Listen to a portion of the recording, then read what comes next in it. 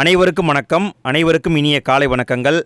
நண்பர்களே, நம்ம தினமுமே டிஎன்பிஎஸ்சி எக்ஸாமுக்காக 25 கேள்வியை டெஸ்ட்டாக பார்த்துட்டு வந்துட்டுருக்கோம். ஆல்ரெடி 27 வீடியோவை பார்த்துட்டோம். இது பார்த்திங்கன்னா 28வது வீடியோ. இன்றைய வீடியோவிலையும் 25 கேள்வி இருக்குங்க. இதை முழுமையாக பாருங்கள். கடைசியாக உங்கள் ஸ்கோரை கமெண்ட்டில் பதிவு பண்ணுங்கள். நான் எங்கிருந்து கொண்டு வந்திருக்கேன்னா 2025 குரூப் 4 எக்ஸாம் நடந்தது இல்லைங்களா, அதில் வந்த ஒரிஜினல் வினாக்களை தான் கொண்டு வந்திருக்கேன். ஸோ வீடியோவை முழுமையாக பாருங்கள். சரி, நம்ம இன்றைய டெஸ்ட்டுக்குள்ளே போகலாமா? அது மட்டும் இல்லாமல் இன்னொன்று சொல்லிடுறேங்க. நம்ம இது வரைக்கும் வீடியோ போட்டிருக்கோம் இல்லைங்களா, அதுக்கான லிங்க்கும் ஃபஸ்ட்டு கமெண்ட்டில் இருக்குது. இனி நம்ம எதிர்காலத்தில் வீடியோ போட போகிறோம் இல்லைங்களா, அதை தினமும் காலையில் 5 மணிக்கு டெஸ்ட்டாக கொடுத்துட்ருக்கோம். மறக்காமல் வந்து கலந்துக்கோங்க ஃப்ரெண்ட்ஸ். சரி, ஓகே, நம்ம இன்றைய டெஸ்ட்டுக்குள்ளே போகலாங்க. ஃபஸ்ட்டு வினா பாருங்கள். புல்லின் உறுப்பை கண்டறிக. புல்லின் உறுப்பை கேட்குறாங்க, கண்டுபிடிங்க பார்க்கலாம். விடையை பார்க்கலாங்களா? தளிர் அப்படிங்கிறது இது பார்த்திங்கன்னா, அதாவது கொழுந்து வகையில் வரும். புல்லுக்கு இது வராது. முறி அப்படிங்கிறதும் கொழுந்து தான், இது வந்து புல்லுக்கு வராது. குலை என்பதும் புல்லுக்கு வராது. ஓலை என்பதான் சரி. புல்லுடைய உறுப்பு என்பது ஓலை. அடுத்த வினா பாருங்கள். புவியியலில் அட்வான்ஸ் என்னும் சொல்லிற்கு இணையான கலை சொல்லை தருக. நார்மலாக அட்வான்ஸ் அப்படின்னா எல்லாருக்குமே தெரியும். ஆனால் இங்கே பார்த்தீங்கன்னா புவியியலில் கேட்டிருக்காங்க. இதுக்கான பதில் கடற்கரை இயக்கம். கடற்கரை இயக்கம். அடுத்த வினா பாருங்கள். அளக்கொண்ட எல்லாம் அளப்போம் இழப்பினும் பிற்பயக்கும் நற்பாலவை. இந்த குறள் உணர்த்தும் பழமொழி என்னன்னு கேட்டிருக்காங்க. அதாவது பார்த்தீங்கன்னா இது வந்து திருக்குறள். அவங்க என்ன கேட்குறாங்க, இந்த குறள் உணர்த்தும் பழமொழி என்ன, இதுக்கு இணையான பழமொழி என்னன்னு கேட்குறாங்க. அப்போ இந்த திருக்குறளுக்கான அர்த்தம் என்னன்னு நமக்கு தெரியணும். அப்போ தான் ஆன்சர் பண்ண முடியும். இதுக்கான பதில் பார்க்கலாங்களா? அளக்கொண்ட எல்லாம் அளப்போம் அப்படின்னா, பிறரை அளவைத்து நம்ம செல்வத்தை சேர்த்துனோம்னா அந்த செல்வமும் ஒரு நாள் நம்மை அளவைத்து சென்றுவிடும். இழப்பினும் இழந்தாலும் பிற்பயக்கும் நற்பாலவை, அதாவது நம்ம நல்ல வழியில் சேர்த்த செல்வத்தை இழந்தாலும் அது பிறகு நன்மையை கொடுக்கும் அப்படின்னு சொல்கிறாங்க. ஸோ இதுக்கு இணையான பழமொழி அப்படின்னு பார்த்தீங்கன்னா, ஊரார் உடைமைக்கு பேயாய் பரவாதே, இதுதான் சரியாக வருது. ஊரார் உடைமைக்கு பேயாய் பரவாதே என்பதுதான் இந்த திருக்குறளுக்கு இணையான பழமொழி. அடுத்த வினா பாருங்க. அக்ரிணை தொடரை கண்டறிக. என்ன கொடுத்துருக்காங்க? அக்ரிணை தொடரை கண்டறிகன்னு கொடுத்துருக்காங்க. மனிதர்கள் வந்து உயர்த்திணை, மனிதர் அல்லாத அனைத்துமே அக்ரிணை தான். ஸோ இங்கே பார்த்தீங்கன்னா மலர்கள் மலர்ந்தன என்பதுதான் அக்ரிணை தொடர். மக்கள் என்பது உயர்த்திணை, ஸோ இது வராது. மாணவர்கள் விளையாடினர், இதுவும் பார்த்தீங்கன்னா உயர்த்திணை வராது. ஆசிரியர்கள் மகிழ்ந்தனர், இதுவும் வராது. அப்போ இங்கே மலர்கள் மலர்ந்தன என்பது தான் அக்ரிணை தொடர். அடுத்த வினா பாருங்கள். உவமையால் விளக்கப்பெறும் பொருத்தமான பொருளை கண்டறிதல். பொருத்தமான பொருளை பொறுத்து சொல்கிறாங்க. பொறுத்துங்க பார்க்கலாம். விடையை பார்க்கலாங்களா? அலை ஓய்ந்த கடல் போல என்பது அமைதி. அலை அடித்த பிறகு கடலானது அமைதியாக இருக்கும். அடியற்ற மரம் போல் என்பது வீழ்தல். மத்தில் அகப்பட்ட தயிர் போல அப்படிங்கிறது மனம் உடைதல். புயல் சிக்கிய பூங்கொடி போல் என்பது நடுங்குதல். ஸோ இங்கே பார்த்தீங்கன்னா 3, 4, 2, 1 இதுதான் சரிங்க. நல்லா கவனிங்க. அலை ஓய்ந்த கடல் போல அப்படின்னா அமைதி, அடியற்ற மரம் போல அப்படின்னா வீழ்தல், மத்தில் அகப்பட்ட தயிர் போல அப்படின்னா மனம் உடையிறது, புயலில் சிக்கிய பூங்குடி போல் அப்படின்னா நடுங்குதல். அடுத்த வினா பாருங்க. ஒருமை பன்மை பிழை அறிந்து சரியான தொடரை கண்டறிக. ஒருமை பன்மை இந்த பிழையை நீக்கிட்டு சரியானதை கேட்குறாங்க. ஒருமையில் ஆரம்பித்தா ஒருமையில் முடியணும், பன்மையில் ஆரம்பித்தா பன்மையில் தான் முடியணும். ஸோ விடையை பார்க்கலாங்களா? அவர் கோவிலுக்கு சென்றனர் அப்படின்னு வரக்கூடாது, தவறு. அவர் என்று ஒருமையில் ஆரம்பிச்சிருக்கிறதுனால அவர் கோவிலுக்கு சென்றார் அப்படின்னு தான் வரணும். அடுத்து பாருங்கள். மரம் முறிந்து விழுந்தன, இதுவும் தவறு. மரம் முறிந்து விழுந்ததுன்னு வந்திருக்கணும். அடுத்து பாருங்கள். சீவகனிடம் விடாமுயற்சி இருந்தது, இது சரியாக இருக்குது. அதாவது ஒருமையில் ஆரம்பிக்குது, ஒருமையில் தான் முடியுது. அடுத்து பாருங்கள். சிறுவர் தெருவில் ஓடி இது தவறு. சிறுவன் தெருவில் ஓடி விளையான் அப்படின்னு வந்திருக்கணும். ஸோ இங்கே ஒருமை பன்மை அதை வச்சு பார்க்கும்போது சீவகனிடம் விடாமுயற்சி இருந்தது, இதுதான் சரி. அடுத்த வினா பாருங்கள். நாட்டில் பின்னால் நிகழப்போவதை முன்னரே அறிந்து கொள்பவரை டேஸ் என்ற பெயரால் அழைப்பர். நாட்டில் பின்னாடி என்ன நடக்கப் போகுதோ அதை முன்கூட்டியே தெரிந்து கொள்பவரை நீரவர் என்று குறிப்பிடுவாங்க. இந்த நீரவர் என்பதுதான் சரி. அடுத்த வினா பாருங்க. பெயரெச்சங்களின் வகை அறிந்து பொறுத்துக. பெயரெச்சம் இதை வச்சு கேட்டிருக்காங்க. நிகழ்கால பெயரெச்சம், உடன்பாட்டு பெயரெச்சம், குறிப்பு பெயரெச்சம், ஈறு கெடாத பெயரெச்சம். நல்ல கவனிங்க, ஈறு கெட்ட பெயரெச்சம்னு படிச்சிடாதீங்க, தப்பு. சரி, விடையை பார்க்கலாங்களா?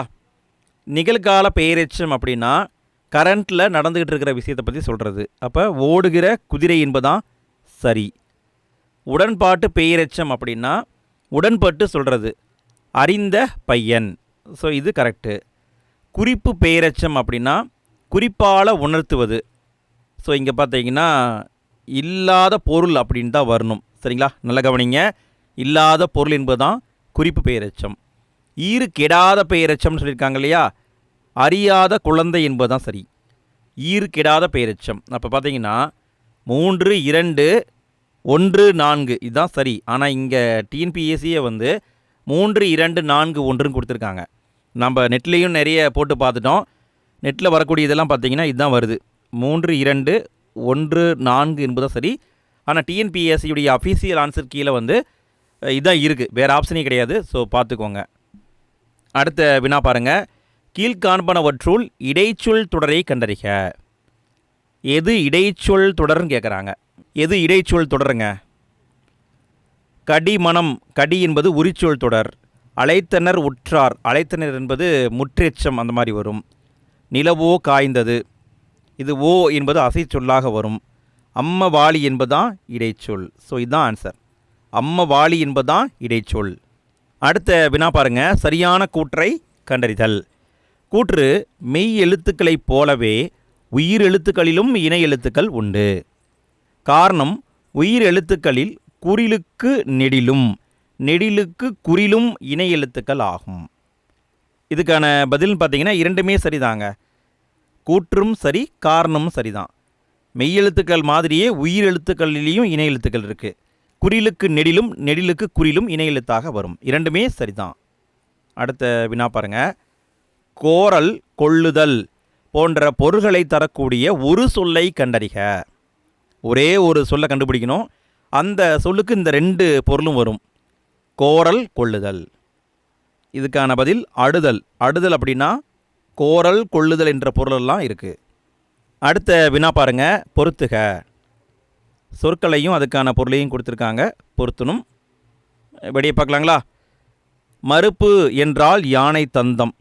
இது தெரிஞ்சிருந்தால் கூட ஈஸியாக ஆன்சர் போட்டிருக்கலாம். இங்கே பாருங்களேன், இங்கே பார்த்தீங்கன்னா இது மட்டும்தான் ஆப்ஷனில் ஃபஸ்ட்டு 4 வருது. ஸோ இந்த மறுப்பு அப்படிங்கிறது ஸ்கூல் புக்லேயும் இருக்குது. மறுப்புனா யானை தந்தம்னு இருக்குது.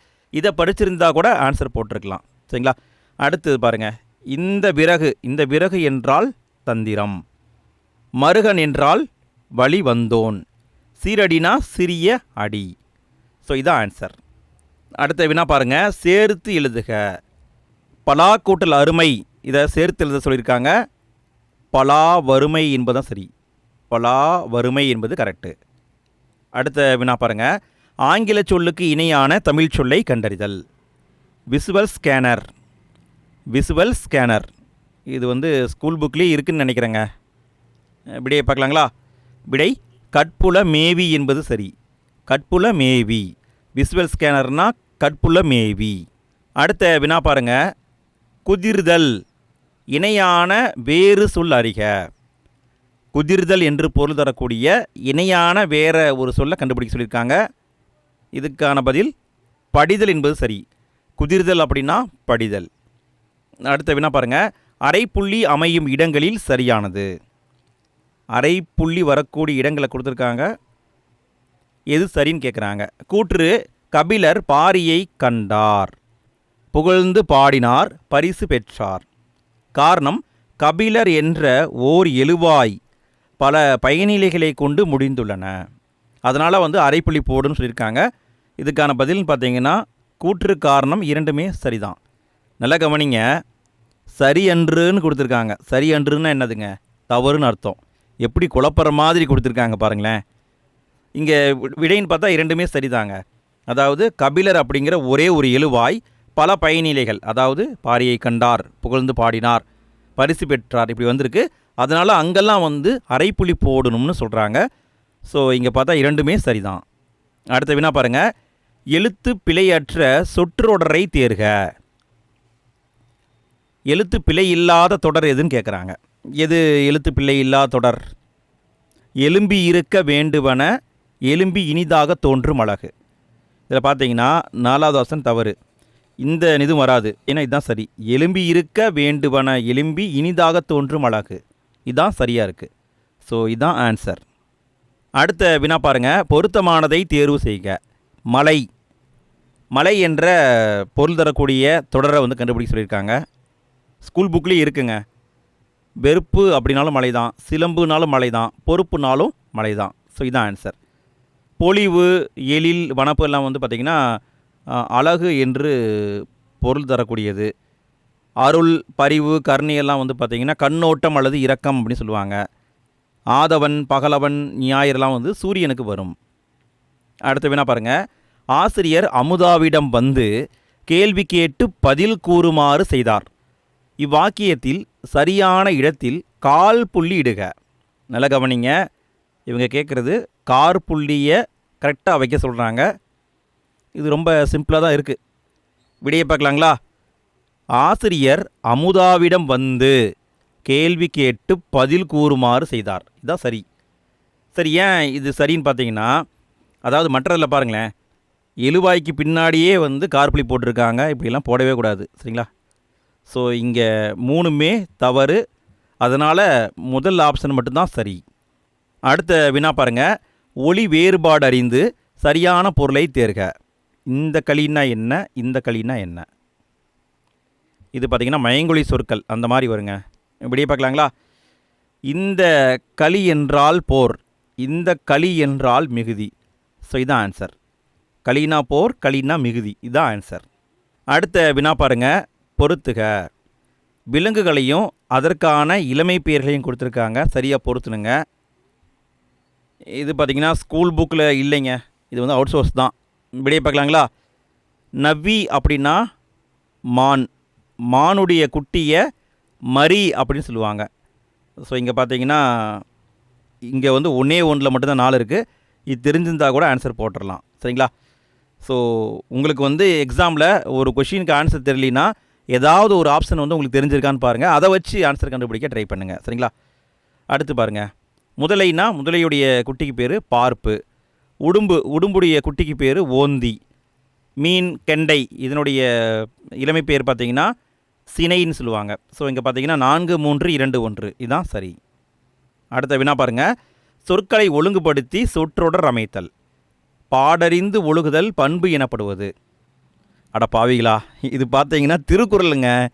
திருக்குறளுடைய ஒரு வரியை அப்படியே பிச்சு போட்டு சரியான வரி எதுன்னு கேட்குறாங்க பாருங்கள். பண்பு எனப்படுவது பாடறிந்து ஒழுகுதல் என்பதுதான் சரி. பண்பு எனப்படுவது பாடறிந்து ஒழுகுதல். ஸோ இங்கே இதுதான் ஆன்சர். அடுத்த வினா பாருங்கள். தென்னிந்தியாவின் ஸ்பா என்று அழைக்கப்படும் அருவி எது? தென்னிந்தியாவின் ஸ்பா என்று அழைக்கப்படும் அருவி எது? குற்றால அருவி. குற்றால அருவியை தென்னிந்தியாவின் ஸ்பா என்று சொல்லுவாங்க. அடுத்த வினா பாருங்கள். தமிழக அரசியல் வானில் கவ்வியிருந்த கார் இருளை அகற்ற வந்த ஒளிக்கதிரவனாக காயிதே மில்லத் முகமது இஸ்மாயில் திகழ்கிறார் என்று புகழ்ந்தவரை கண்டறிக. இப்படி யார் சொல்லியிருக்காங்க அப்படின்னு கேட்குறாங்க. தமிழக அரசியல் வானில் கவ்வியிருந்த கார் இருளை அகற்ற வந்த ஒளிக்கதிரவன் காயிதே மில்லத் என்று சொன்னவர் அறிஞர் அண்ணா தான் சொல்லியிருப்பாங்க. அடுத்த வினா பாருங்கள். கடைசி வினாங்க. டி.கே. சிதம்பரநாதருடன் தொடர்பில்லாதது எது? டி.கே. சிதம்பரநாதருடன் தொடர்பில்லாதது எதுன்னு கேட்குறாங்க. இது ஸ்கூல் புக்லேயே இருக்குது. அவர் தமிழ் எழுத்தாளர், திறனாய்வாளர், வழக்கறிஞர், பேராசிரியர் கிடையாது. ஸோ இங்கே வந்து தொடர்பில்லாதது எதுன்னு தான் கேட்குறாங்க. 4 மட்டும் தொடர்பில்லாதது. ஸோ இதுதான் ஆன்சர். ஃப்ரெண்ட்ஸ், நான் ஒரு கேள்வியை கேட்குறேன். அதுக்கான பதிலை கமெண்ட்டில் பதிவு பண்ணுங்கள். டி.கே. சிதம்பரநாதருக்கு நிறைய பெயர் இருக்குங்க. நம்ம நேற்று கூட ஒன்று சொன்னோம், ரசிகமணி அப்படின்னு பார்த்தோம். இன்னும் வேறு என்னென்ன பேர் இருக்குது? அது மட்டும் இல்லாமல் இவருடைய வீட்டில் ஒரு இலக்கிய கூட்டத்தை நடத்தியிருப்பார். அந்த கூட்டத்துக்கு பேர் வச்சுருப்பார். அந்த பேர் என்னென்னு உங்களுக்கு தெரியுமா? தெரிஞ்சால் கமெண்ட்டில் பதிவு பண்ணுங்கள். எத்தனை பேர் சரியான ஆன்சர் போடுறீங்கன்னு பார்க்கலாம். எல்லாருமே படிச்சிருப்பீங்கன்னு நினைக்கிறேன். சரிங்க ஃப்ரெண்ட்ஸ், நம்ம இன்றைய வீடியோவில் மொத்தம் 25 கேள்வியை பார்த்துட்டோம். எத்தனை கேள்விக்கு ஆன்சர் தெரிஞ்சது கமெண்ட்டில் பதிவு பண்ணுங்கள். இதே மாதிரி தினமும் நம்ம டெஸ்ட் நடத்திக்கிட்டு இருக்கோம். காலையில் 5 மணிக்கு டெஸ்ட் நடக்கும். மறக்காமல் வந்து கலந்துக்குவாங்க. இது வரைக்கும் வீடியோ போட்டிருக்கோம் இல்லைங்களா, அதுக்கான லிங்க்கை நான் எண்டு ஸ்க்ரீன்லேயும் ஃபஸ்ட் கமெண்ட்லையும் கொடுத்துருக்கேன். தேவைப்படுறவங்க கிளிக் பண்ணி பாருங்கள்.